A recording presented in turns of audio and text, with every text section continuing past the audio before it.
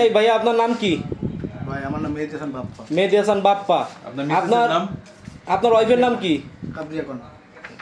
আচ্ছা আচ্ছা, এখন আমি আগে আপনার বর্ণনা দেই আপনি কি করছেন, তারপরে আপনি বলবেন আপনি কি করছেন। আপনি একজন মোটরসাইকেল আলা, আপনি কি পাঠাও চালান, মোটরসাইকেল চালান?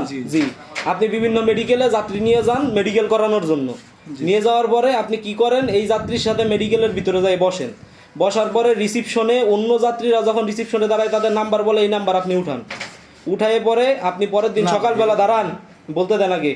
উঠায়ে পরে আপনি পরের দিন আপনার ওয়াইফরে দিয়া মেয়ে কণ্ঠ, যেহেতু আপনার ওয়াইফ মহিলা, মেয়ে কণ্ঠ আপনি এই দিয়া ফোন করান।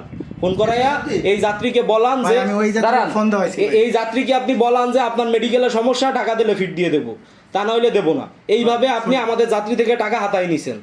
এখন এইবার আপনি বলেন আপনি কি করছেন। ভাই আমি এই লোকের ফোন দিছি, আর আমি মেডিকেলে নিয়ে গেছি, আমার এখানে 4-5 জন যাত্রী এরকমই। ভাই আপনার যাত্রীর গোষ্ঠী মারি আপনি, আমি ওটা বলি না, আমি নির্দোষ না ভাই, আমি নির্দোষ না, আমি দোষী। আমি বলি শুনেন, এখন আপনি আমার কথাটা শুনেন।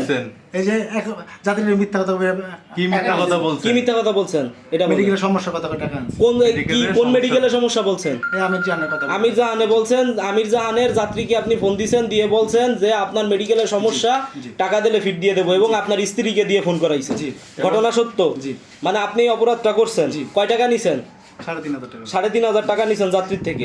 আপনি কি স্বীকার করতেছেন যে আপনি এই ধরনের প্রতারণা করে বেড়ান মানুষের সাথে? না ভাই, আমি প্রথম করেন আর পরে করেন, প্রতারণা করছেন কিনা? না ভাই, এই ধরনের প্রতারণা আপনি করেন কিনা? করছেন মানেই তো করেন কিনা?